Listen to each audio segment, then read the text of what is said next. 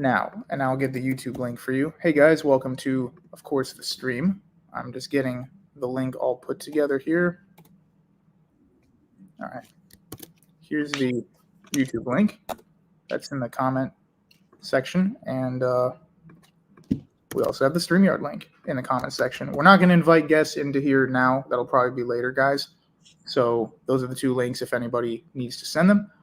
But yes, so I suppose we'll wait a second for people to kind of filter in. How's your morning or afternoon going? It's good. How's yours, man? Thank you for having me on, bro. Of course. Thank you for accepting the invitation. I'm glad we could organize this. Yeah, this is awesome. And last night's stream was pretty fun. You were there for, I think, the last 45 minutes. It was a good discussion.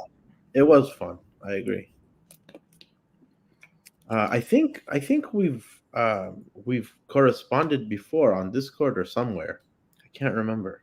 Yes, we spoke on Discord like over a year and a half ago. I was on the Lions Den server kind of semi-actively. And then, of course, we spoke on Instagram, Twitter, and a couple other places.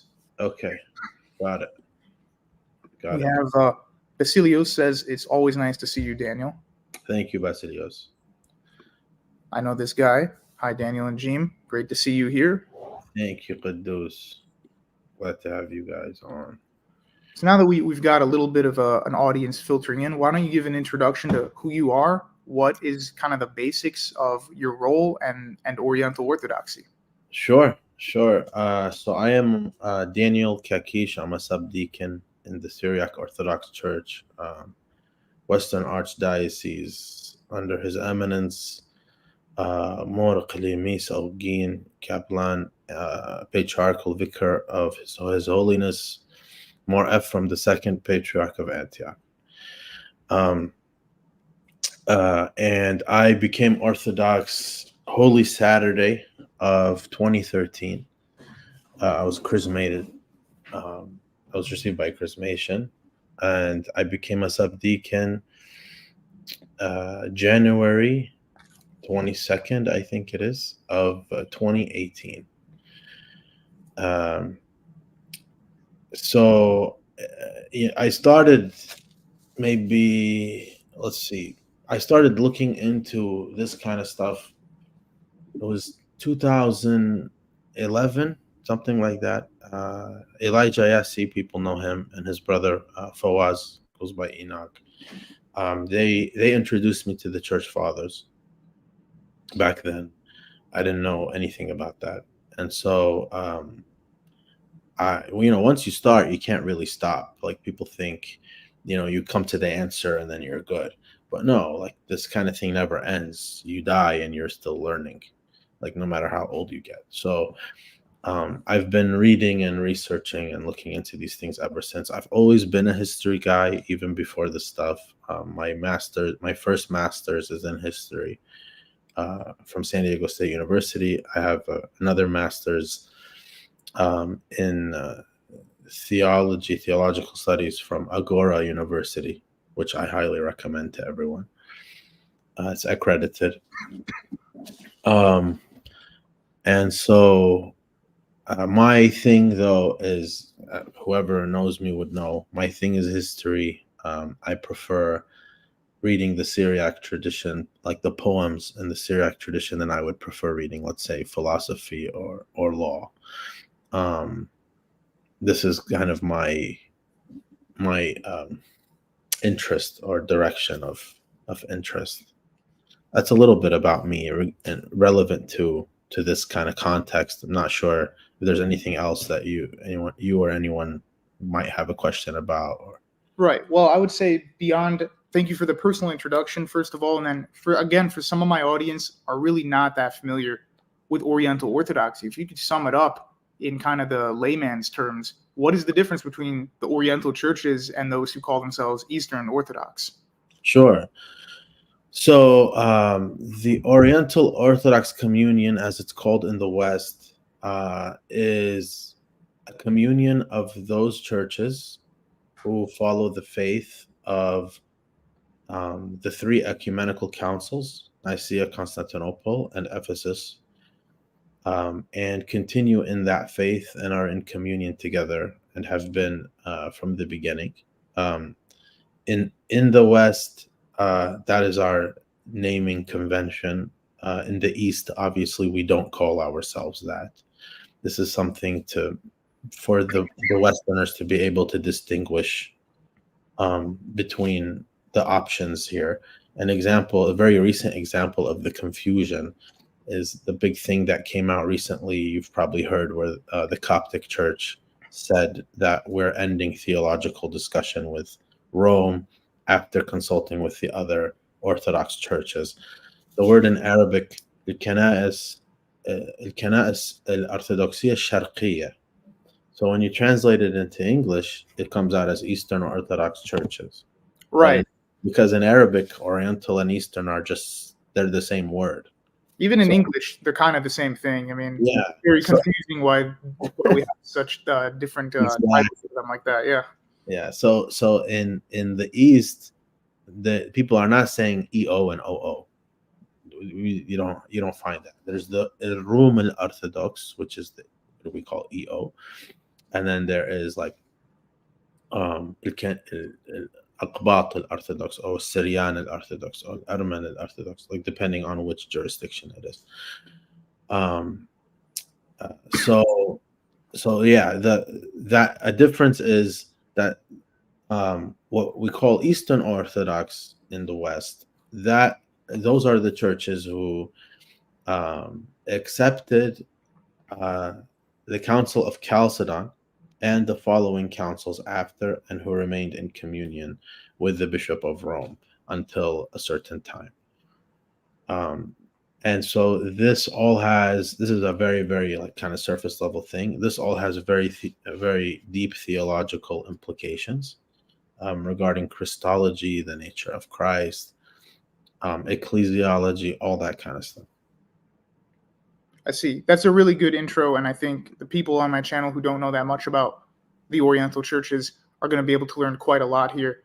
I wanted to ask, before we get into kind of any depth of theology, there was some kind of a Eastern, again, these terms mainly for English, Eastern and Oriental dialogue in the 1990s, where it looked a little optimistic and promising, but now people say that kind of dialogue is not really over, but it's not going anywhere. What's your opinion on that?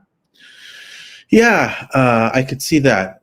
So obviously, I just mentioned the one with Rome already, and then there is the ones with the Oriental Orthodox and the Eastern Orthodox that ended, or that we haven't heard a peep out of that for like, what has it been, 30 plus years, because of multiple different reasons in different parts of the world. Depending on the jurisdiction, everyone has a different reason for why they didn't continue the dialogue. And the truth is kind of hidden in the statement, the recent Coptic statement with Rome. That's kind of the real answer, which is the implication is that it's based on something incorrect. And the reason I say that is because it says in that statement, we need to step back and reevaluate and reassess the direction of the conversation.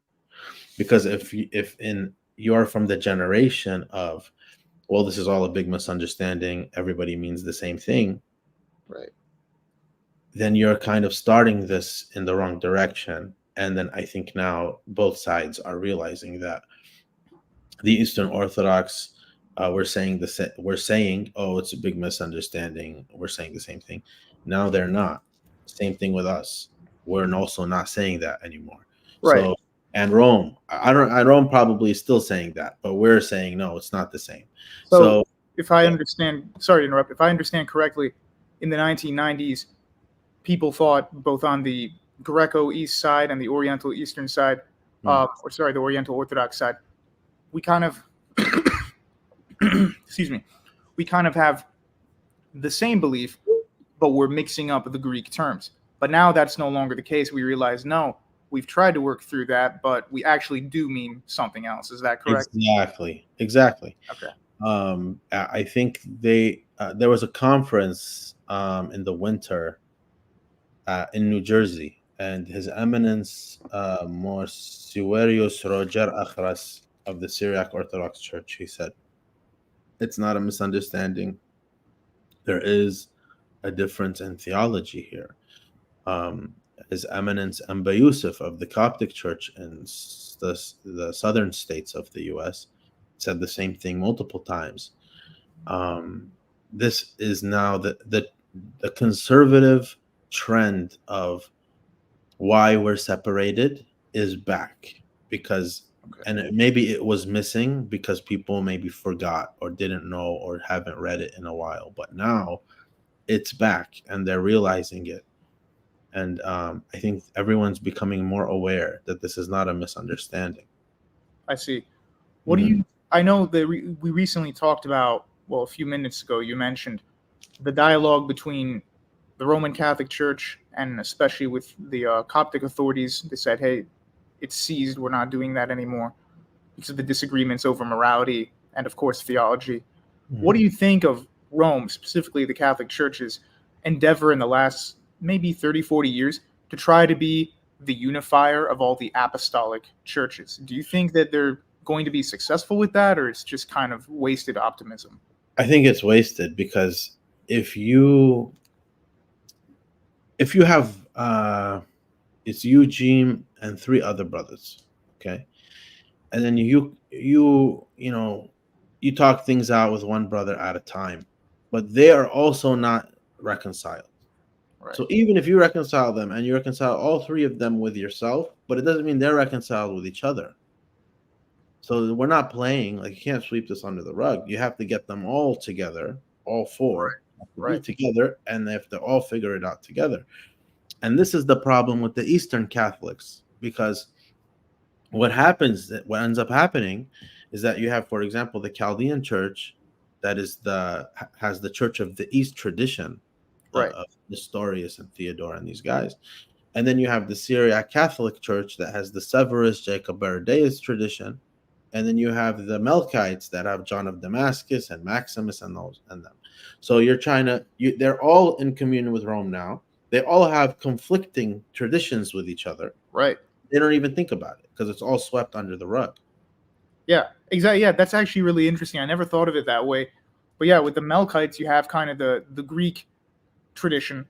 And then you said the Syriac Catholics originally come from the Oriental Orthodox tradition. Mm-hmm. And then you have the Chaldeans, as you mentioned, Chaldean Eastern Catholic Church comes from the Nestorian, as we would say, tradition.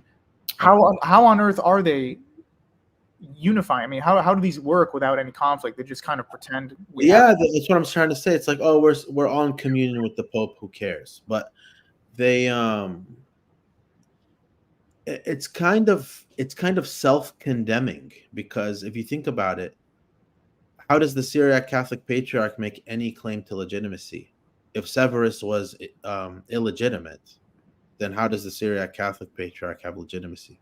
Right. If Chalcedon was right, Exactly. So their tradition would basically just be a cultural thing then. It wouldn't. Exactly. And the same is true for the Maronites, and the same is true for the Chaldeans. And the same is true for the Coptic Catholics. And there's a big problem that the Eastern Catholics, it's like, see no evil, hear no evil, speak no evil, or whatever. It's like that. It's like that. They just don't want to think or talk about it. They don't want to deal with that. It's like, oh, we're in communion with the Pope. Who cares? Right. That's a major problem because, like I said, you're basically turning all the traditions into a cultural hub, but there's no theological substance. So you're essentially saying, in my mind, as a Syriac Catholic, everything the Chaldeans say is basically starting point is heresy. So I don't have to believe in any of their saints, and likewise, it's crazy. So the Chaldeans today, if you talk to them, they would tell you, no, it was a misunderstanding, and the proof of that is the recent agreement between Pope John Paul II and Mardincha of the Assyrian Church of the East. So they would say Nestorius was misunderstood. The anathemas are not infallible. That's what the Chaldeans would tell you. Oh, like I had a Chaldean priest tell me recently, young priest. He told me, "I'm not a." Look how he says it too. Like, pay attention to the honorifics here. He says, "I'm not a fan of Saint Cyril, or what he did to Nestorius. So he's saying Saint Cyril, but he's not saying Saint Nestorius, I see. but he's on Nestorius's side. So he's acknowledging this guy's not a saint, but we're still on his side. Yeah, he openly, all the Chaldeans openly admit that they use the three anaphoras of Nestorius, Theodore, and Theodore, and they venerate them on the calendar as the Greek fathers. Wow, that's really interesting. I Yeah, remember last night we mentioned that as well. I mentioned how, they'll basically claim Nestorius was not Nestorian. He didn't teach Nestorianism. It's kind of a misnomer. What is your official opinion on that? Are they coping, or is it they have some kind of a truth? I believe 100% that they are being sincere. Like I don't think they're lying to our face, kind of thing. No, Okay. I think they really believe that Nestorius did not teach two sons or two persons, and I would say Nestorius himself believed that he didn't, and he never claimed to. I think that, as it is with all of our apologetics with each other, we view each other as the view that we respectively hold to lead to something that we don't profess, and obviously us being biased to our own sides, don't acknowledge that it leads to that. Right. With the Assyrian Church of the East, they would very strongly say that Christ is one person, one son, but then in all like that, okay, if you want to do systematic theology of application regarding scriptural references, or you want to use patristics, or you want to use metaphysics, or all of them together, this is where now we start to have the conversation. Right. But Okay. then, like, my point is the straw man, the polemical straw man that we each have of each other, nobody admits of himself to believe in that thing. Like you used the example yesterday of Salib saying that the Chalcedonians believe in a tetrad. Obviously, the Chalcedonians would say, no, we don't believe in a tetrad. Right. Of course. This is an example. Yeah. Okay. I also wanted to ask you now, because we'll get into the theological component. I was trying to explain the difference between two natures after the union and the one composite nature, because a lot of people misinterpret the Oriental position as Eutychianism, which, if I'm familiar, basically means one nature where you don't have these two elements of divine and man involved. Whereas you guys don't believe that. You still believe there are divine and man elements involved, but it's one composite nature. What's the difference between that and two after the union? So that's a good question. And for anybody who doesn't know, we anathematize Eutyches. He's condemned as a heretic in our church. So that's the first thing. The second thing is, when we're saying one composite nature, so we believe that Christ is a composition from the two in the union. So that we believe the hypostatic union is exactly what it sounds like, a union of two hypostases, divine and human, coming together and becoming one incarnate hypostasis. And we don't use hypostasis to mean person. I see. So he is one incarnate hypostasis from the two. He doesn't continue into two. He doesn't have two modes of being. He doesn't exist in two after that union. After that union happens, he's only one. Okay. So whereas in the Chalcedonian understanding, correct me if I'm wrong, Jeem, there's a simple divine hypostasis only, and there's a human properties that belong to the divine hypostasis. He makes them his own, and he has a human ousia, but the properties belong to the divine hypostasis, not to the human ousia. Yes, without verging into having anything similar to what we would say is Nestorianism, which would be two complete sons. Obviously, we're both against that. So I suppose my question would be, in your belief in this one composite theology, are there certain actions that Christ does according to the human nature compared to the divine nature? How do you separate those kind of abilities or actions that he performs in the gospel? So Saint Mark the monk, who's canonized by all of us, I think. Saint Mark the monk, he says very clearly in his work against Nestorius, he says, we can't say his flesh did this or his flesh did that. We can say he did this in the flesh. Christ did this in the flesh. God did this in the flesh. Okay. So when we're talking about whatever example there is in the scripture, this is the way and this is the lens in which we're reading it. So according to anathema number 4 of Saint Cyril, and according to anathema, I think it's also number 4 of Saint Gregory, if I remember right. This is the lens by which we are interpreting these passages in the scriptures. I see. Okay, that actually makes quite a lot of sense.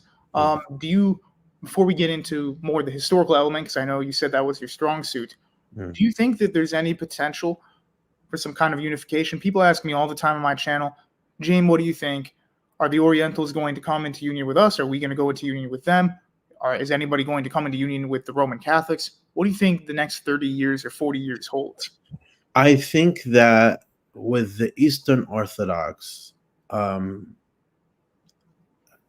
because I think 2018 was their schism within each other, right? And what is it? Moscow and Constantinople. So I think that between those two, yeah. So I think that made it more approachable for conversation. Like, for example, Moscow is very close to the Oriental Orthodox patriarchates. The relations are very good. And conversations have been picking up with Moscow ever since. Everyone's becoming more friendly on that side of things. The Constantinople side of things, not so much. I see. Well, the Constantinople side looks like they're moving closer to Rome. Yeah, to Rome. Yeah. And so, because you've had people keep bringing up this dramatic 2025 reunion, which I think is a little overblown, but you can see that the calendar.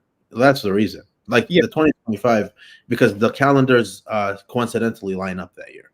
So so they want to push it to where after this year they're going to stay the same. That's the goal. Right. And you said specifically in the what we'd call like the Greek arena. So Constantinople, they're closer to the Catholics, and you were saying that Moscow is closer to the Oriental Orthodox. I think particularly they're close to the Ethiopian Church, unless I'm mistaken. Yeah, and the Copts. You should see what's going on in Egypt right now with Russia and the Copts.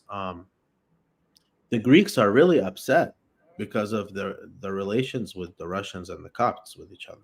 Wow, I had no idea about that. Could you give a little more? The Copts are like I think they donated a building to the Russians or something, and then in Syria also, the Syrian Orthodox Church and Moscow have very good relations. The Assyrian Church of the East and Moscow, all these Eastern churches, they kind of, Russia has done a good job of establishing kind of fruitful relations with them. That kind of like, let's see what happens going forward when we talk about theological dialogue. I say this all the time. Metropolitan Hilarion, he says that the Oriental Orthodox shouldn't be expected to accept Chalcedon in any form of union. With Constantinople, though, ironically, it's funny because Russia is more hardline on some points, right? They're more seen as the conservatives, and Constantinople kind of to be the liberals. But in this point, Constantinople is the hardline. They're the ones who kind of don't budge on this kind of thing. It's funny. It's funny how that works out. What do you think the reason for that is? Because from what I've seen from Constantinople, a lot of people accuse them, and it's not just because it's called the Ecumenical Patriarchate, but they accuse them of being very ecumenical toward Rome. Why would they shun the Oriental side? What do you think the reason is? Really, they're really big on Chalcedon. They're really big on the the Greek tradition, the Chalcedonian tradition, the narrative of history, and they don't think it's optional. And I think that's why maybe them and Rome. That's one of the reasons why maybe them and Rome can be close, is because that's always been Rome's position also. Right. Yeah. Okay, I want to go a little bit into the history. This is going to be maybe not controversial, but a lot of people ask me this question. So, when the rise of Islam came and we had the invasions into the Middle East, there are quite a few people that are polemical in a political way toward the Oriental churches. Hmm. Claim the Copts and the Jacobites and everybody else openly sided with the Arabian invaders just to spite the Melkites. What is your opinion on this accusation? The opposite is true. If we read, there's been a lot of scholarship on this. Professor William Penn has a lot on this. Was it William Penn or Michael Penn? I'm not sure. It might be Um, Penn. Either way. yeah, Envisaging Islam, When Christians First Met Muslims. All of these books he has, primary source books. And also there's a lot of Armenian scholarship, a lot of everything that I've seen shows the contrary, that it was kind of the Melkite side that was kind of kissing up to the new invasions, and the Nestorians too, the Church of the East too. The Oriental Orthodox got it the worst out of everybody, and the reason why is because they were the furthest from Islamic Christology. There's no way to hide uh, Oriental Orthodox Christology in a Muslim context, because we can't say his human nature, this or that. Oh, that's correct. Yeah, there's no way we can hide it. So we're the highest Christological option. And so because of that, we've always been the least favored of everyone in the area. I see. What do you think, since we're on this topic, there's two questions I have. The first one is, what do you think of the accusation that Islamic theology is Nestorian? Do you think that's kind of an overgeneralization, or is there some kind of a truth to that? I think there's some influence. I've heard that there's like influences from multiple sides, but it seems that way. It seems there's some kind of diohypostatic confusion there, because in one you probably know the verse that says لما توفيتني, when Christ is telling Allah, supposedly, that when you allowed me to die, in the past tense. And then another part, لم صلبوه, لم صلبوه لم قتلوه, or they didn't crucify him or kill him. Well, which one is it? Did he die or did he not? أو شبه لهم, he appeared to. So it seems like there is a confusion there, and I've said this on other things, that I think the confusion exists because there's so much Syriac influence there that they don't know what to make of it. So he appeared to die is actually from Saint Ephraim in his commentary on Hebrews chapter 2 verse 9. And they don't know that, where Saint Ephraim is saying he appeared to die because the divinity doesn't die. He died according to the flesh, right? Right. Exactly. So they are, the Muslims, when they're getting the kind of the influence of their predecessors in the area, they don't understand what we mean, so that they kind of just make up their meanings after. It's the same thing they did with the Huriyat, the virgins. It's not virgins, it's grapes in heaven. Their concept of what paradise looks like, their concept of the kind of where everything is, what paradise is, how Adam and Eve fell, all these kind of stories that got to them. The Syriac influence is very clear in all of them, and they don't know that. Right. Yeah, the Syriac is definitely by far the largest influence on Islamic poetry, theology, and kind of just the general understanding they have of metaphysics and the afterlife. It's very interesting to look at. So you would say that there is a confusion between the Nestorian Syriac writings and some of maybe the Oriental Orthodox Syriac writings. that they couldn't comprehend the differences there, I wouldn't even say it was writings, unless or recitation maybe. yeah, unless we can kind of find that more. It seems like we haven't yet established it in scholarship, but it seems like for sure recitations or oral tradition have passed down to them that way. Dr. Gabriel Reynolds, who in my opinion might be the greatest scholar, one of the greatest scholars in the world on Islam, he says that the Quran, because we separate the Quran from the later Islamic tradition, right? Sure. So the Quran, uh, it's almost a reaction or like an intentional apologetic against uh, pre-existing Christianity, like intentional to give an alternative to Christianity. I see. So it's intending to address these issues, and I think there are parts of it that prove that point from him, but I think there are also parts of it that try to be a continuity, and they don't really. It's like someone is trying to do this, but they're kind of missing it. Um, what's your ethnic background, by the way? You Middle Eastern? Yeah, Lebanese. Oh, okay, okay, cool. I did want to ask you, since this is a good topic we're on, and then we'll of course move into another topic afterward. Um, what do you make of people who say that the Oriental Orthodoxy is not really one church? It's just a bunch of churches who have vague similarities. What would be a refutation of that? That's pretty easy. So I think a study of history would prove the continuity of communion together. The primitive church, if we go to the first, second, third, fourth century, no, they didn't all have the same rite in every jurisdiction. Every jurisdiction had its own rite, its own tradition, its own canons, and they were in communion based on the faith. So this is what Oriental Orthodoxy is. It's the only model that exists like this today.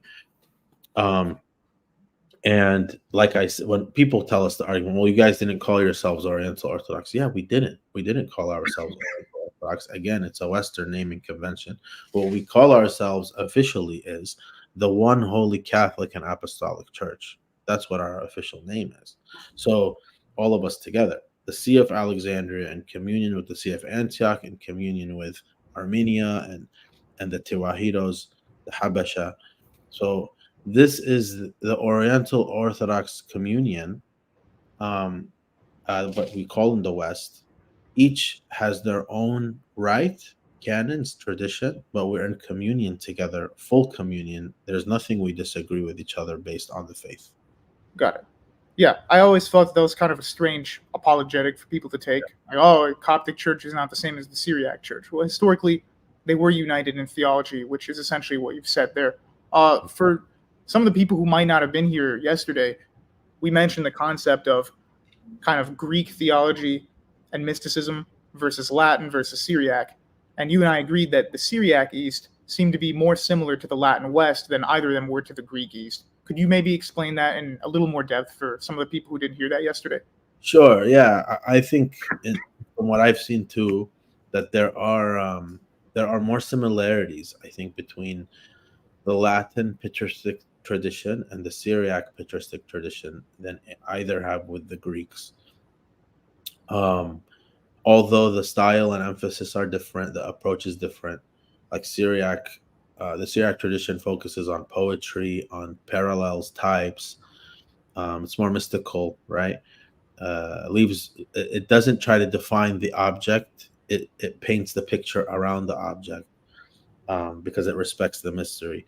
Whereas the Latin tradition, it tries to define and intentionally, and it's very legalistic. But the way they arrive to particular understandings of things, because like you implied yesterday, they're both very biblically focused. Um, Especially the Syriacs, I would say, having more of the Semitic influence there, not really translating the philosophers of the Greeks until later. So they kind of didn't have anything else to work with except the Targums and stuff like Right. that. Right. So where the Latins were doing it kind of on a legal level, they arrived to very similar conclusions on things. Absolutely. Yeah, that's something that I find very interesting to look at, because the early Latin West was not nearly as philosophical as it would be in the medieval period. People Mhm. always say like, "Oh, the Latins are Aristotelian," but they weren't in the first few centuries. So it's interesting to see those parallels between them and the Syriac East. I did want to ask you, now that we're on the topic of the Latin West, what do you think of the format that is used by a lot of Westerners, penal substitutionary atonement? What is the understanding of what Christ did for us on the Oriental side? Because I know that Eastern Orthodox, Catholics, and Protestants argue about it a lot. So, what is your opinion on that? Honestly, bro, like when Eastern Orthodox tell me what they believe about this, I don't disagree with what they're saying. He trampled death by his death. We say it every Sunday. Yes. Um, and when Catholics are telling me what they believe about this, I also don't disagree. He did die for our sins in place of us. So I'm not really sure if I'm understanding what the argument is between the two sides. I feel like it is this like we both are saying the same thing. Um, because both of them in the Syriac tradition are both there. Both views are very much emphasized. Yeah, that's That what I thought. yeah, he is the substitution for us, and he trampled our death by his death. So I don't know what the conflict is in the conversation. It's interesting because on the Eastern Orthodox side, I don't know if you could see on social media, there's a lot of internal argument based on that. So there's some Eastern Orthodox that are very comfortable saying stuff like atonement or substitutionary atonement. And then you have some others wildly other side who say, no, that's Latin captivity. But clearly you guys don't have any Latin captivity, yet you still agree with the idea of atonement. So I find this accusation that everything's Latin captivity to be a bit of an overreaction personally. Yeah, it's Romophobia. That's right. Uh, Right. Not everything that Catholics say is wrong just because of right, right. I think there was a few other examples of these kinds of issues regarding original sin, ancestral sin, or regarding things about Mary or purification after death is a big one. I'm a right. very big proponent that to be Orthodox, you have to believe in purification after death. This is not optional. So I think some people they kind of throw the baby out with the bathwater just to not be like Rome. It's not right. Exactly. Is there any kind of similarity with that? Like not with you in particular or the official stance, but are there any maybe minority figures in Oriental Orthodoxy that have tried to say, "Hey, we can't do X, Y, and Z. It's too Hellenic. It's too Greek." Is there any kind of sentiment like that in the Oriental side?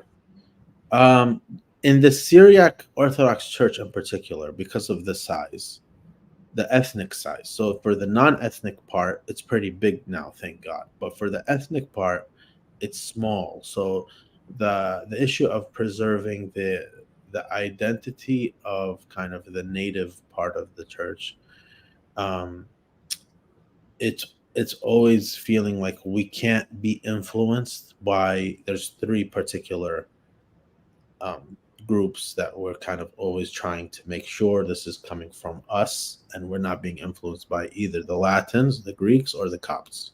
Okay. Yeah, because we don't want to Coptify.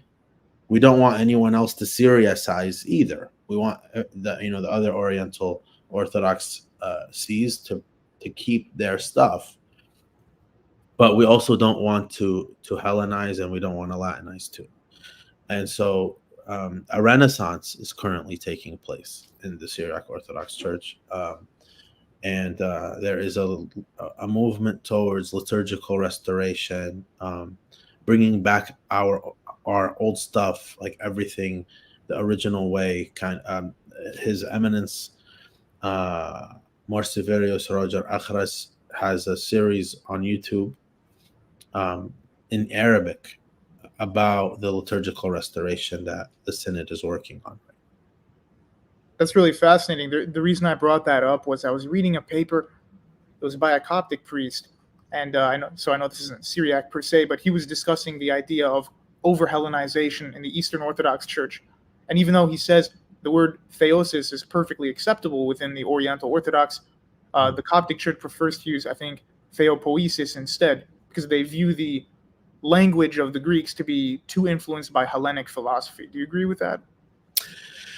No, okay. So it's hard to say it in Arabic. It's hard on the ears. If you say theosis in Arabic, ta'alluh, it's hard. It's like it's not something that the Arabic mind can kind of define in an orthodox way based on the word outside of any context. Just the word by itself. Ta'alluh. So when you say theosis in Greek, I would actually recommend an Arabic speaker to just transliterate it, just saying theosis, like while speaking Arabic. Don't Right. translate it into Arabic. Transliterate it. Leave it in Greek. Because when you transliterate it, everybody goes like this. Um, now Hellenization, look, there I wouldn't I would say there is some kind of there because the Eastern Orthodox Church is the remnant of the Roman Empire. That is the imperial church, not the Latins, not the Oriental Orthodox, not the Assyrian Church of the East. The Eastern Orthodox, they are the vestige of the Roman Empire that fell in 1453. So, because of that imperial presence, so there are imperial kind of influences from that time because of the controversies that the Eastern Orthodox had. So, for example, iconoclasm, that was something that the Eastern Orthodox had to deal with. The Oriental Orthodox didn't have to deal with it because we didn't have iconoclasts at all. So, because we didn't have iconoclasts, the emphasis of icons didn't need to be there. Like there was no reaction because there was no problem to it. Right. So like so if you don't have to if you don't have to address Arius, you don't need a Council of Nicaea kind of thing, right? Yeah, that makes sense. Yeah. So you would see a less developed tradition of iconography in Oriental Orthodoxy because they didn't have to deal with iconoclasts. I see. Now, so you'll find that some parishes are attracted though to the more developed iconographic tradition just regarding aesthetics. So then now it becomes a parish preference. So is that an influence? What if a parish has iconostasis? In Oriental Orthodoxy we don't really have those. So this we have the curtain, right? Right. So this is this becomes more of a preference that is an influence, but based on aesthetics, really. Things like this, like for me, until now, I have not seen a more beautiful church aesthetically than St. George Serbian Orthodox Church in San Diego. It's gorgeous. The iconography in there is all mosaics. It's the most beautiful church I ever seen. Wow. Yeah. Um, uh, we used to use that building before we got our own. The Syriac Orthodox were using the Serbian building for many years. So my point is, so there are these like influences kind of back and forth. You can't help. I would say even the canonization of Augustine by the Copts is a Western influence. That's I not see. native. Yeah. Oh, okay. I see. Yeah, that's. I was about to ask that, so I'm glad that you answered that one. I just think it's a very interesting topic for me because last couple years, maybe the last year and a half, I've been really getting into the impact of like Hellenic philosophy on Eastern Orthodoxy, Catholicism, and now I'm starting to learn a little bit more on the Oriental side. So I always thought it was fascinating, like what we talked about earlier, the Syriacs and the Latins being similar. So is there any view at all in the Oriental Church that, like, is there a aversion to Greek philosophy, like to Plato, Aristotle, even later with Plotinus? Is there some kind of caution toward this kind of theological philosophy? Uh, so yeah, I would say so. I would say that the ethos from which that tradition is established and the way that that thought is kind of expressed and presented is not our ethos. Um, for the Orthodox mind who is reading Ephraim, who's reading Jacob, who's reading Aphrahat or Philoxenos, Severus, whoever, if you are incorporating the ones you mentioned into that, then then your framework and your kind of blueprint, it becomes sickly. Yeah. It becomes some kind of it becomes impure. So this is not our language. This is not the way we think, and it becomes polluted when you talk to us about our saints with that lens or that kind of influence or whatever. Then it's not the same. You kind of add it. You put in some other stuff that is foreign to our mother's food. Exactly. Yeah, Mhm. I find this to be a very important and very large topic. I recently published my first book, and there's a few chapters in that book where I deal with this topic extensively, and I show the difference between what people think might be Christian theology, but actually it's Hellenism, and then what the real Christian theology is. And so you see a sentiment, and even some of the earliest fathers who say, oh, Plato may have been given wisdom, but anybody who actually teaches Platonism, you're not even a Christian. So I find that to be kind of a controversial topic because, I mean, there's this weird fringe belief in Eastern Orthodoxy, which I don't think the vast majority hold to it, but they say that in the herring of Hades that Christ went and redeemed Plato and had a conversation with him.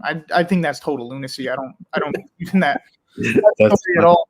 But people on social media will say, Jesus talked to Plato. I'm like, I don't know. I don't really see a citation for that, and it doesn't. It just sounds like, oh, now we have the excuse to incorporate whatever we want from Platonism, even though Hellenism is a declared heresy, even in the Eastern Orthodox Church. So I just find that topic to be kind of fascinating. Yeah, I don't know if you caught this. There was a debate or a discussion, not a debate, a discussion between Adam fanatic Coptic fanatic. I Yeah, don't know. yeah, Yeah, I know. and Astro, who's a Thomist, I think. Oh. And it was pretty recent, maybe like a month or so ago, and it was kind of about this topic, like kind of Thomism and all those guys, and then the way that we think. And I think that whoever's interested in this conversation, please go watch that debate or discussion because it really shows the difference in the ethos between the two sides. Yeah, I think the word you're using there, the ethos, is definitely the proper word because a Yeah. combination of everything. It's not just counsels and theology. It's spirit, spirituality, how you read the Bible itself. I mean, with what you know already going into it can change how you're going to read the scripture. So it's extremely important. Yeah. All right. So, unless there's another topic you want to bring up on that strain, I did want to kind of open the floor to see if anybody had any Let's questions. do it. Let's do All it. right, guys, I'm putting the StreamYard link into the comments. I'll pin it as well. And that way, anybody who wants to come in, here it is. Feel free. We'll add you onto the video and or sound. Be polite, and the rule is no monologuing, so don't talk for 10 minutes straight. But any question you have related to Oriental Orthodoxy, and then maybe Oriental Orthodoxy's relation to the other churches, feel free to come in. And yeah, so at the moment, I think this has been a pretty good discussion. I wanted to ask you before we have people chime in and join, what has been your favorite interaction with, as you would say, Chalcedonians, the Catholics, Eastern Orthodox, etc.? Because you've been involved in quite a few discussions and debates on the YouTube scene. You're asking me interactions in what kind of context? Like kind of just who's your favorite YouTube theology personality that's not Oriental Orthodox? Okay, well, I don't know if you know, like there's kind of an old school team that we used to be before I knew anybody. Before I kind of was out there, it was Elijah Yassi and his brother Fawaz. They're both Syriac Catholic / Chaldean Catholic, and yeah, Eric Ibarra, William Albrecht. This was kind of the OG group that I was with. I was like the token Orthodox guy, And we did a chill stream recently. I put it back up on my channel too, but those guys are like family to me. Uh, I've always like, and there was another guy with us actually, but he's not active online. He was the Eastern Orthodox one, Peter Gummo. He's a subdeacon in the Antiochian Orthodox Church. Um, he'll be on my channel soon. You guys will see him. If you guys don't remember who that is, you guys will see him soon. Excellent. And Yeah. another question I had for you: what kind of projects are you working on your channel? Because I know you did like a defense of Oriental Orthodoxy part. What is it, 1 through 8? What kind of other projects do you have coming up on your channel? So today actually at 5 o'clock Pacific, I have Deacon Henoch of the Ethiopian Orthodox Church will be on, and next Wednesday, I'm announcing it. Next Wednesday at also 5 p.m. Pacific, I'm gonna have the other Paul on. He's gonna be the first Protestant I ever bring on, maybe the only one. I don't know. Maybe the only one. Yeah. Yeah. He's been on here a few times. He's a good pal. So I Oh, think. actually, no. Redeemed Zoomer was on, so he was the first Protestant. I forgot about it. Yeah, that's right. You did have that discussion with Redeemed Zoomer. I thought that was fascinating. Zoomer on Twitter later said that Saint Cyril might have been a Miaphysite after his discussion with you. I thought that was. It seems like he's solidified in that position. Yeah, it's quite an admittance from his part, but I think it's kind of interesting. I mean, why wouldn't he just become Oriental Orthodox then if that's what his position is? But in any event, what do you think of the growth of YouTube and other social media theology in general? Sorry, I before I answer that question, just so I wanted to add somebody else to the list of close friends of mine. Okay. The Chalcedonians, because I don't want to offend anybody, and I remember them. Craig Trulia, who everybody knows. Oh, of course. I do shows with. Okay, what was your question? Sorry about that. What do you think of online theology? Obviously, there's some negative components to it. Do you think it's a net general good? Nobody should say a word about theology. If you are in a Catholic, if you're in the Communion of Rome, Eastern Orthodox, Roman Catholic, Church of the East, if you're in any of these churches, you shouldn't say a word online about theology unless you have the permission and blessing of your priest or your hierarch. You shouldn't even, this shouldn't be available time for you. Exactly. We're not Protestants kind of willy-nilly doing whatever we want to do. I feel like a lot of people act like Protestants, even amongst the Orthodox Catholics. Some people act like that online with, well, here's my reading of this, therefore you're debunked. It's a very strange mentality that doesn't seem apostolic to see on Twitter. Yeah. It's that's why I told you guys yesterday on the stream how I called the Buffalo's priest, and then it became real. It became like, okay, there's now something that connects me to him. Like we became real people. I actually like before that happened, it was just like kind of this anonymous, no name, this dehumanizing thing. Right. Then when it becomes real like that, it connects me to the guy. Now I feel okay. There's some kind of, if you want to call it friendship, I don't know what you want to call it, but now there is a concern for him as a person. I do now care about him because I talked to his priest. So then this is the difference of it being in the canonical boundaries of the Church of God or not. Am I talking to this person as a real person, or is he just nothing, a random nobody? So this is why to have permission from our priests and bishops should be mandatory. It's not optional. I definitely agree with that. We have somebody who would like to join, and I believe they have a question for you. Algebra, you are now in the chat. And again, the StreamYard link is right here for anybody who wants to queue up and ask some questions. You're on mute at the moment. Yes, so my understanding of the Chalcedonian definition is that the hypostatic union is inseparable and indivisible. So I just wanted to know how can we approach that in terms of the genetic components of Jesus' DNA? like my thinking is he has to have a Y chromosome. So maybe you can give some thoughts on that. From which side? The Chalcedonian side? I guess from both Chalcedonian and Maya physicism, I think getting an understanding of how his DNA components would be perhaps would unify the two in terms of like Jesus has to be a full human being. All of us started out as DNA activated by our mother's transcriptomes and everything. And so like how does that translate into the incarnation or the hypostatic union in general?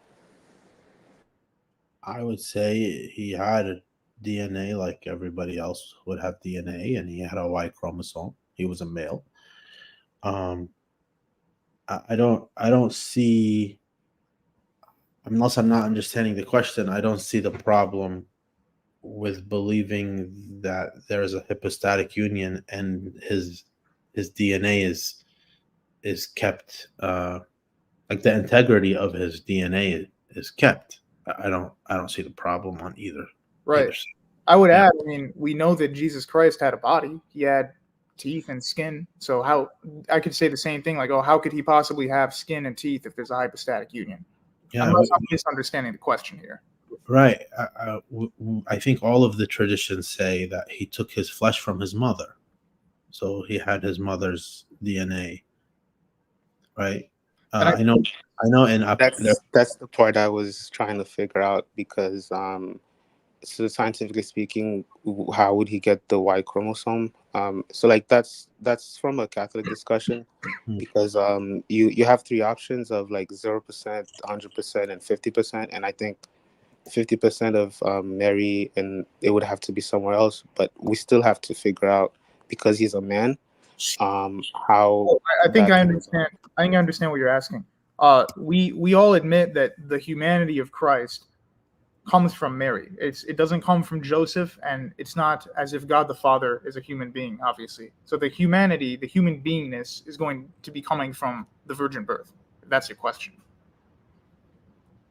yeah. And are you trying to say like for him to have a Y chromosome, how could he have a Y chromosome if he doesn't have a human dad? Is that what you're asking? I think that's what it means. Okay. Well, God can do whatever he wants, right? So I mean, yeah. If here algebra, not to be offensive, but essentially, I agree with Daniel's comment here. It makes sense. This is from a Latin Catholic discussion because we don't need to do like Deuteronomy 29:29 says, the things that are revealed to us belong to us and to our sons, but the secret things belong to the Lord our God. We don't have to know everything. And I feel like a lot of Catholics and then Protestants inherited this too. They must define and know everything. For the East, we're comfortable not knowing everything. And it's not an admittance of, oh, we can't answer it. Just there's certain things God didn't tell us. If he wanted us to know about DNA, he would have written it in the New Testament. That's kind of it. it's not just that we're comfortable; it's that we're we we advocate not knowing everything. Well, this is again back to the word ethos. This is part of our ethos is that we don't pretend that we can even know everything, and we should be okay to not know anything but what has been revealed to us. Saint Ephraim and Saint Chrysostom too. Saint Ephraim, he says, we don't investigate into what was not revealed. We only investigate into what was revealed. And for us to even talk about God, for us to even talk about these things, he put on words to allow us to talk about him. Otherwise, we can't even talk about him. We there's no way that we can talk about him. And the reason why Saint Ephraim uses poetry to do so is because poetry doesn't aim to define, because he knows Saint Ephraim that he can't define what is indefinable. And for him, using an example, let's say of Arianism, Saint Ephraim, for him, Arianism was a double blasphemy, because not only does it try to define what is indefinable, but it also and then it puts the sun on the created side of the timeline instead of the uncreated. But also it investigates into something that is out of reach of our limited mind cannot understand the unlimited. Does that make sense? Okay, I think yes, I think you answered the question, my question, because you said all traditions say that he derived his humanity from Mary, and so that's already something that's unifying across all traditions. All right, thank you guys. Yeah, no problem. Okay, yeah, I mean that was interesting. I think I'm glad he has that question because it Me showed too. us the difference between the Eastern and the Latin Mhm. concept of ethos, as you said. Very great example. I couldn't have prepared that to be a better example, actually. Hello, welcome to the stream. Good to see you. How's it going? Going Hi, good. it's good to hear. Good to see you, Jeem and Daniel. Always a pleasure. I have some odd questions, which of course I'm going to try to go in order. One of the ones that I asked, and maybe you can give a better answer than the chat, is I guess one of the things that concerns me is I'm trying to understand, like, I understand in the 20 and 21st centuries how one kind of sees Oriental Orthodoxy as a united body. What I don't see is, and maybe you can fill me in on this. I just heard in the chat about the Council of Manzikert, which apparently was between the Jacobites and the Armenians. It had nothing to do with. I don't think it had anything to do with the Copts because there wasn't any information on that. You're right. Yeah. And so, were there any later expressions past, say, for example, 726, of an external unity between the different Miaphysite groupings, Yes. churches, etc.? Like, in other words, like, for example, like, you can point to pan-Orthodox synods, you can point to, events where, for example, delegations were in Moscow among the Eastern Orthodox Communion. But it seems strange, like, it's a lot more scattered. Now, granted, I accept that, obviously, Islam had a lot to do with that. Many of these regions were completely and totally dominated by Islam. But even among the Eastern Orthodox where they were dominated by Islam, there were still abilities to send delegations. And I'm curious as to whether we see anything like that historically in the Oriental Orthodox Communion. Yeah. Thank you. Deacon Sweden, right? Father Sweden. Father. I was Oh, ordained. I was ordained in August. So amazing. Okay. yeah, Congratulations. for me too. So Yeah. Father Sweden. So we have after Manzikert, I think you said after Manzikert and before the 20th century, right. Yeah, Okay. because the 20th century we got into ecumenism. There's all sorts Yep. of everything going over. So in between that time, there are a lot of every time, let's say, a new patriarch is installed, they write a confession of faith to the other patriarchs. They commemorate each other in the liturgy by name each century. So we have this. Sorry, each upon each installation, we have even controversies between them. One time, this is in the early second millennium, the issue of leavened bread in the Armenian church. So the Syriac patriarch would write to them, and the Coptic patriarch would get involved. Why are you guys using this? We don't use this, etc. So the communication is there, communion is there, commemoration in the liturgy is there, notifying whenever there's a new patriarch to be installed. This is the new patriarch now. So all of these, there's records for them, century after century. The question of Was the doubt, leavened bread ever solved? the Armenians still use it. It was solved in the Coptic Church when the Syriac Patriarch addressed both of them. The Coptic Church returned to using leavened bread. The Armenian Church continues to use unleavened bread. Okay. All right. So that was one of my questions. And I get that. That's that one, it could be argued whether that's diplomatic or not, but that's fine. I did have a kind of a odd question here, and that was basically, if you are do the Christian groups in Syria actively evangelize Muslims? I mean, or are they just too terrified to convert them? So in Egypt, One moment. Okay.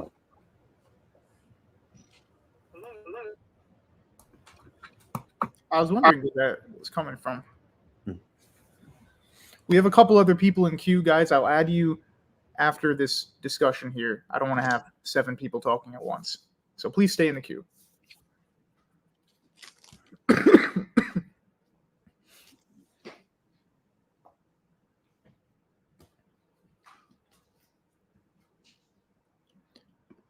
Coptic Orthodox here says the point you're missing is what is a council for? If there's no reason for a council, why have a council?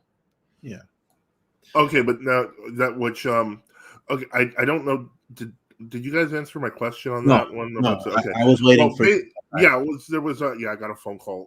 There was a concern, like I guess somebody had asked me, like, are there active attempts to evangelize Muslims in Syria, for example, or are they just too terrified to convert them? Will that get you like killed? I mean, what's the situation there?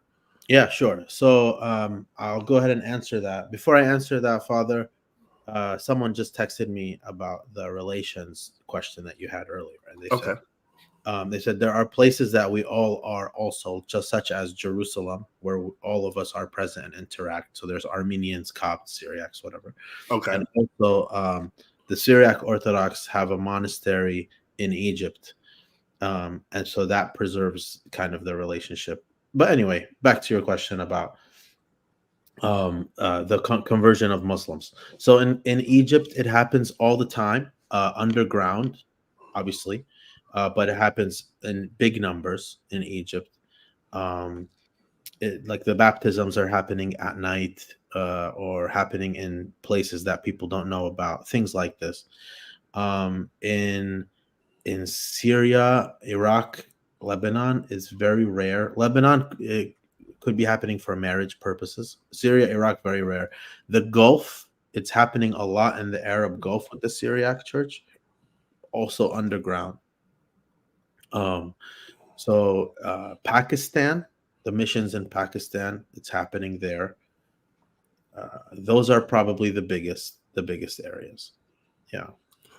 Okay, and so now I'm gonna ask I hate to say it's my worst question because I have asked this. I've put this before. I'm still trying to get a concrete answer. And so basically, I'm getting another call. Give me a second. Sure. No problem.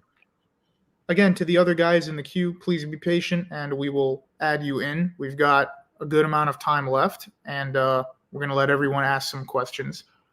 So hope everyone's enjoying the stream so far. Daniel, again, I really appreciate you being here and taking time out of your schedule to have this discussion with me here. Don, thank you for having me, bro. I appreciate it. For Egypt, we also have missionaries in Asia and Africa. Yeah, I forgot to mention Indonesia too, for the missions there for us. That's interesting about the Gulf as well. I've heard quite a few stories of just kind of under the ground, under the radar conversion happening there. What do you think the future for that is in the Gulf in particular? I'm optimistic about the Gulf. I think whenever you have a conservative monarchy, you're already off to a good start. So they're a conservative monarchy. They're all conservative monarchies there. And when you have leisure time to be able to read and research and look into these types of things, it opens your mind to look into the light of Christianity. Right. There's no war or need for political sectarianism there, so they're pretty much neutral, if anything. Right, exactly.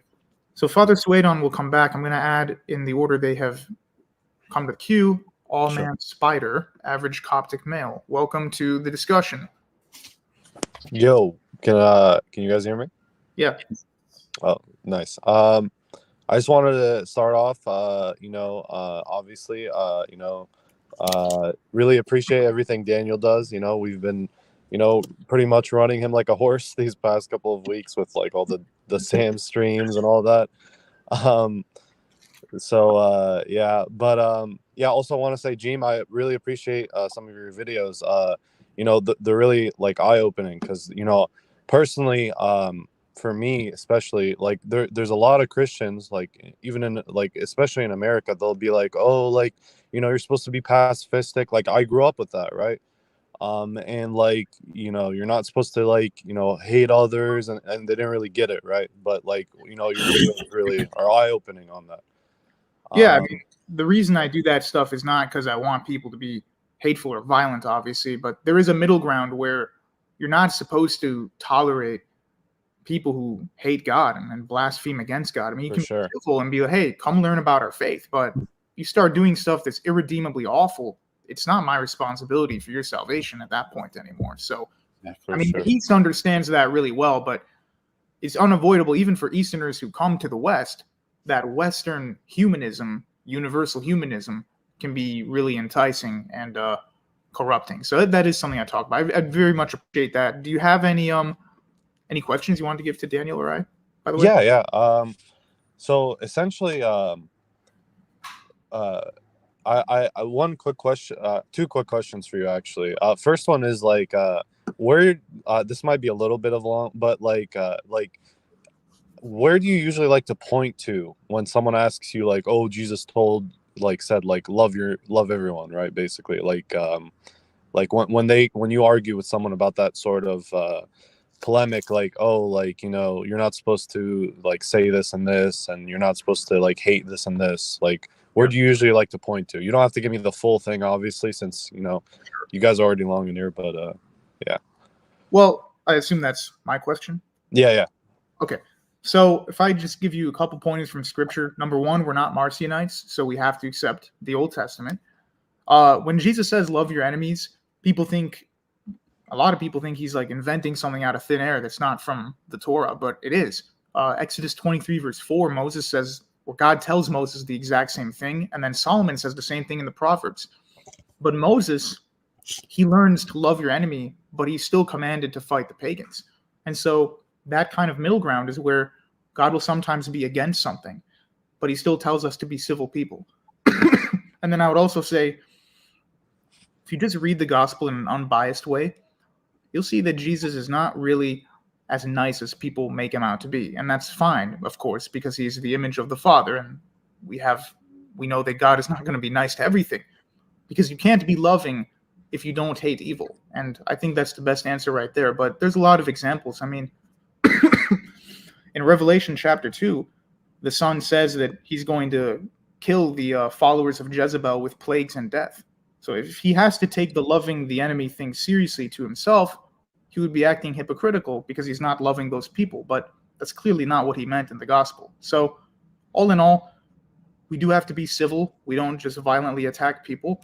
And for Muslims, for example, we want them to be receptive to the gospel. But that doesn't mean enticing people and allowing them to blaspheme and insult to the point where now they've made themselves enemies of God. So that's the middle ground, as I would explain it. For sure. Yeah, no, I really appreciate that. My second like quick one, or maybe not so quick, would be like, you know, you in this discussion, right? You're starting to get to know more about Oriental Orthodoxy.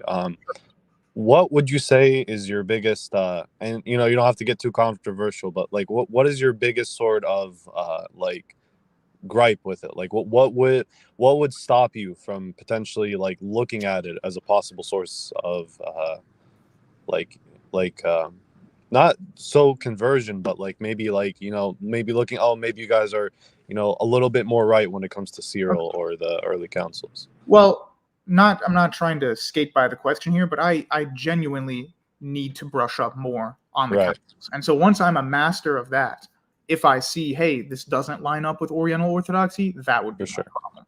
But For until sure. then, I can't make sweeping declarations until I've mastered the councils and the fathers. So that's my answer.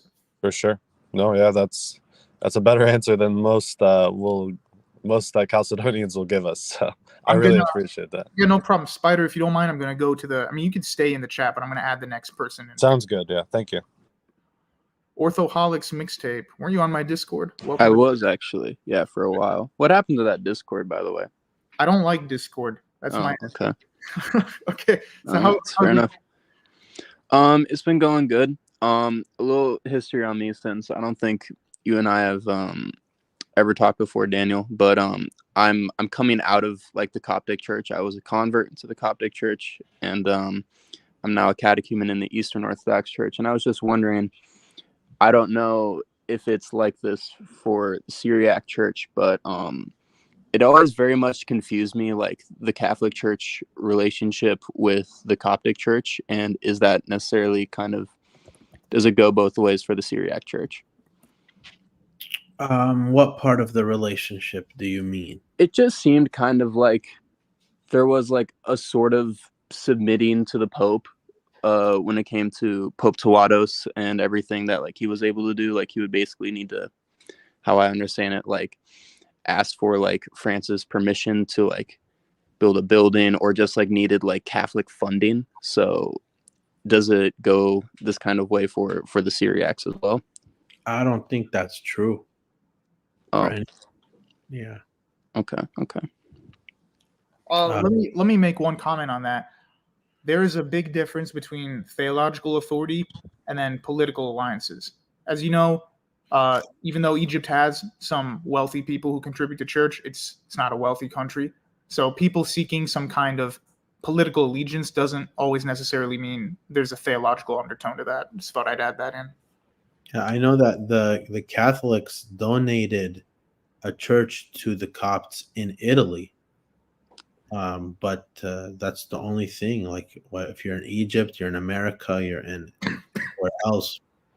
There's no such relationship in Italy because it's their country. They gave us a building. We gave a building to the Russians in Egypt.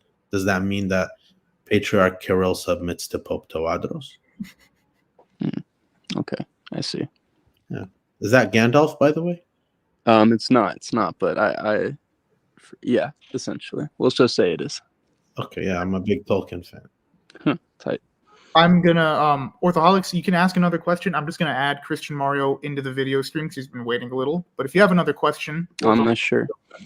I mean, just like what do both of you guys think would be like the more realistic way of an actual, just even like talking of like some sort of communion or recommuning again?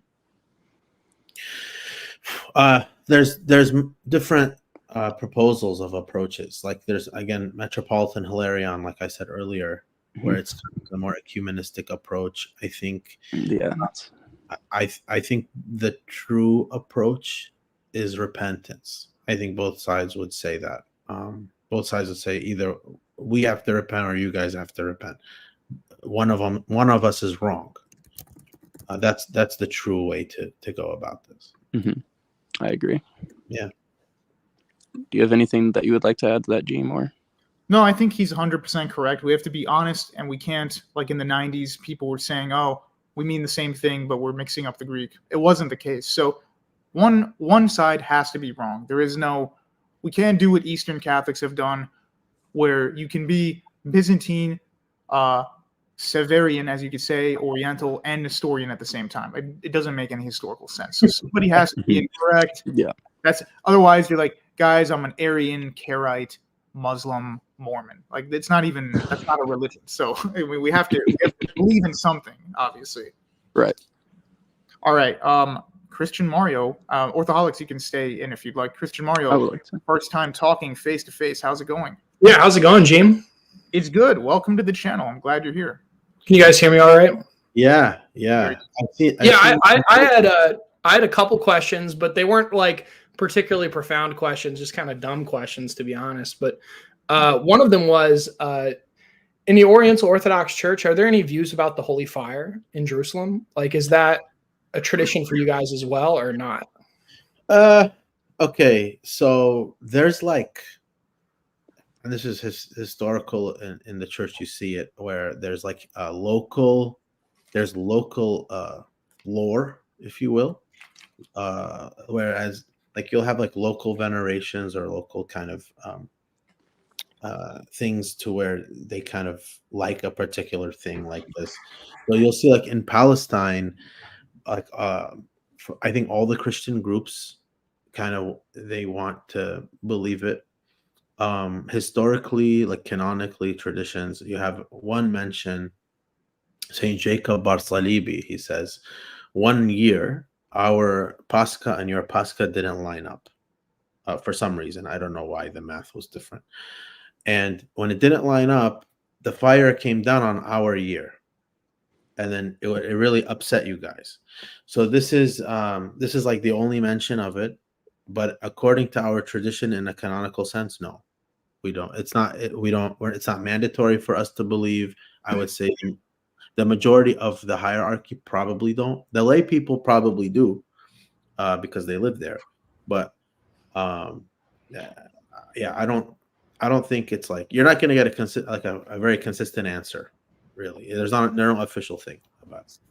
Yeah, I didn't think there would be like an official, because I don't even think, like, I know that the patriarch has done it for like over 1,000 years, but I don't even think it's like dogma in the Orthodox Church, the Eastern Orthodox Church either. So as far as I'm aware, I mean, Jeem, you can correct me on that if I'm wrong. Yeah, I don't think you dogmatically have to believe in it, but it is an Yeah, element of EO tradition, as we can say. Yeah, like it's like a pious tradition, you know.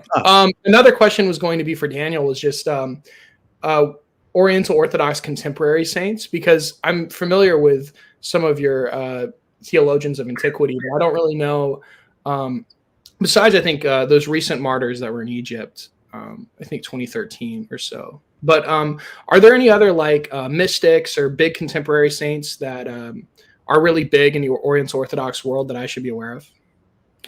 Yeah, so we have a lot in the Coptic Church, like Pope Kyrillos VI, Deacon Habib Girgis.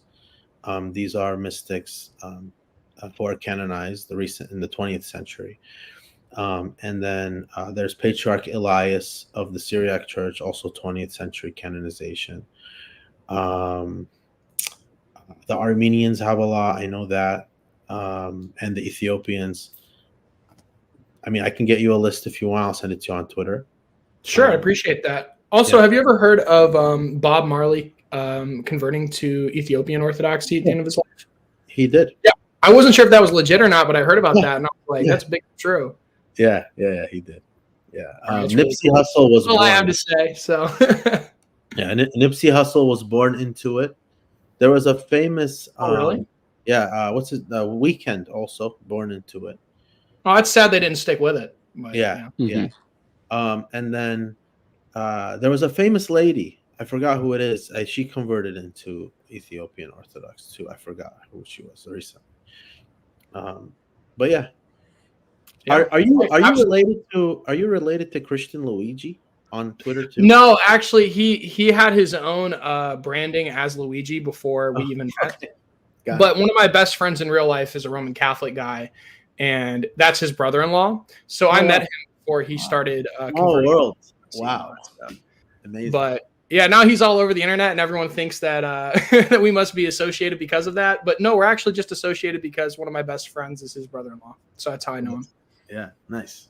Awesome. So, well, great talking with you guys. I'm going to go nice head to out. meet I'm going to you, get back to work. Take So care. you guys have a great rest of your day. You too. You too, Christian Mario. Great to have you on. See you All right, see you. hopefully soon. Yes, sir. All right. We have Duke Athos. Hello, Duke. You're on the Fraser Crane show. What advice do you need? Can you guys hear me?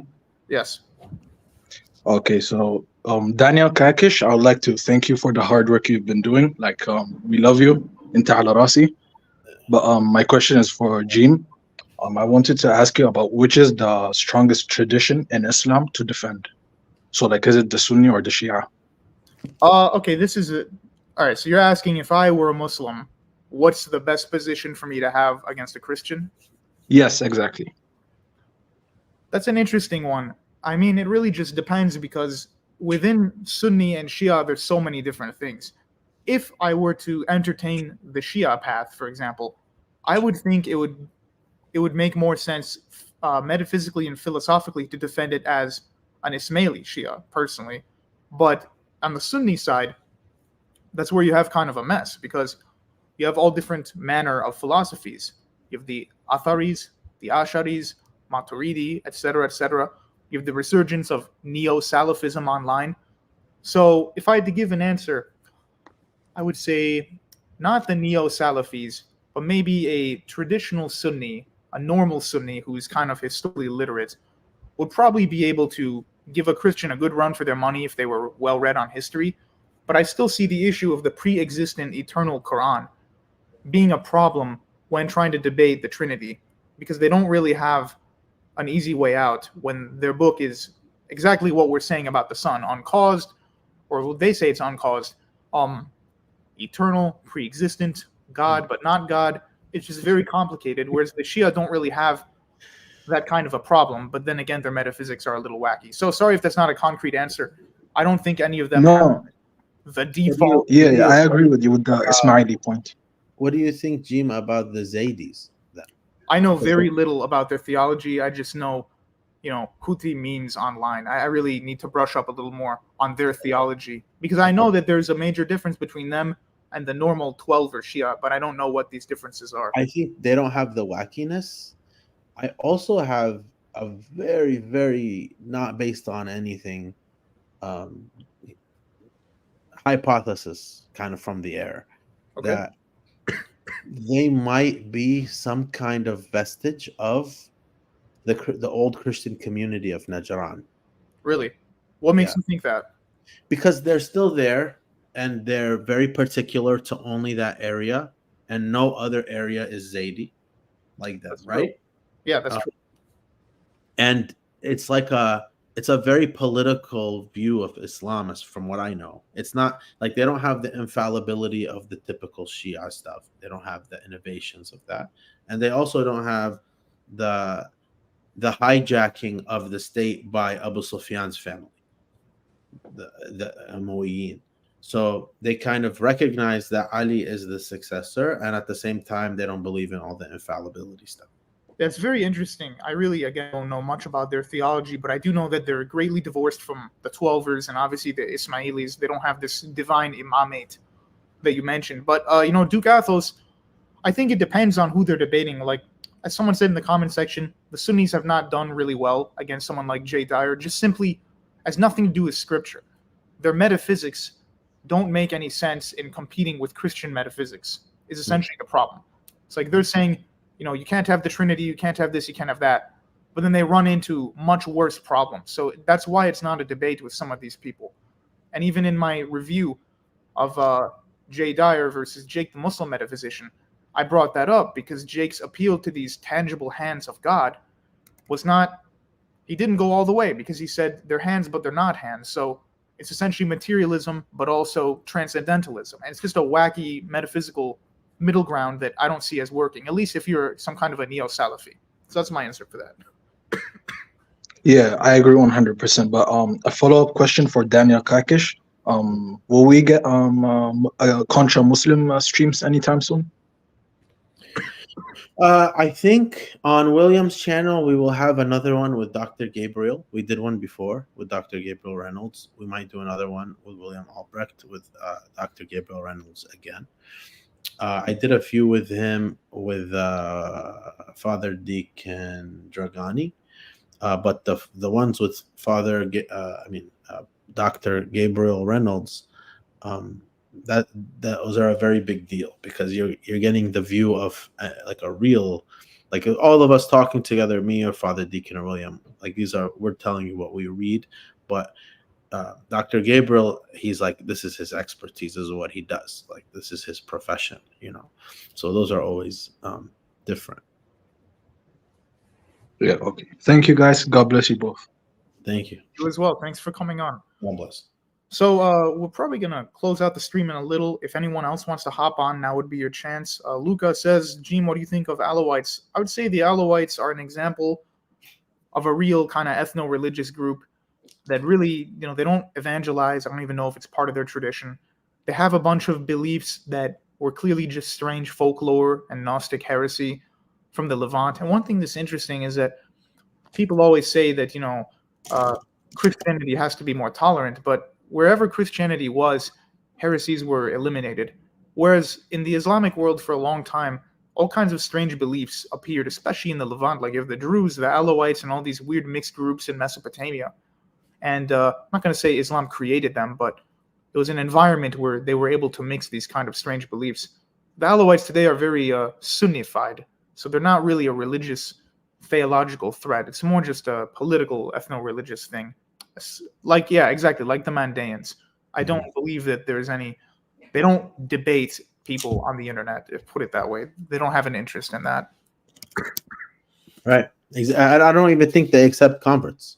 From what I know, we have a lot of them in the community here, a lot of Mandaeans. So as far as I know, they don't accept converts, and a lot of them convert into Christianity to marry. So they would get baptized, and just they're kind of dwindling. The Mandaean community is dwindling because it doesn't seem like anybody converts to them or they accept converts, and because they're leaving themselves to be like nobody becomes Mandaean to get married. Like a Christian girl, if wants to marry a Mandaean guy, he'll get baptized. I see. Yeah. It's interesting. There's a lot of these weird, like archaic groups that still exist in the Middle East. If you know where to look, you'll find these small populations, and 200 years ago they might have had much larger ones, and you don't really find that in Europe or any of the Christian majority areas historically, where these like fringe groups still existed, at least not for long. But the Mandaeans are a great example of this weird phenomena. And if someone asked about the Yazidis, somebody said the Yazidis were originally Nestorian. What do you think of that, Daniel? I don't know. I know that in the time of Saint Ephraim, there were so many random sects of these kind of mixing of this Indo-Aryan, Persian, Mesopotamian religions, like Manichaeanism or Bardasian and his heresy. Yeah. So the Mandaeans are a kind of a spawn of this. They're a Gnostic spawn of kind of this Manichaeanism and Bardasian and this kind of thing, and it comes out. The Yazidis probably have a lot in common with the old, Mazda, Zoroastrian kind of Persian stuff, plus some Islamic influence a little bit here or there. I don't know if they were Nestorian. I think they were more of a proper Iranian tradition, religion. I see. So like kind of like you said, the Indo-Iranic type. Exactly. I'm asking a friend of mine if he would like to join, but otherwise, I think so far we've had a really successful stream here. We have one last question on Oriental theology from Jason Murray. Can Oriental Orthodox affirm two modes of willing in Christ, that Christ wills in a human way and a divine way at the same time without conflict? We believe he has one will from two wills, just like corresponding to his one nature from the two natures. Oh, okay. So it's exactly like the nature. Like there's still the divine and the man elements, you could say, but it's only one nature, not two after the union. Exactly. Okay. Yeah. I think that was a good answer there. And it looks like we have now run dry on the people coming in. So I'll give you guys another 2 minutes to do that. But if not, again, I'd like to say thank you for taking time out of your busy day for this amazing stream. I think we had tons of awesome topics, and I can't wait to collaborate again in the future. Yeah, thank you for having me again, Jeem. Keep in touch, huh? Definitely will. And I'll be looking out tonight. You said 5 p.m. Pacific. You have a project coming out on your channel. Yeah, Lion's Den. There's the tag right on the screen at my name. With Deacon Henoch from the Ethiopian Church. Some of you guys might have seen him before.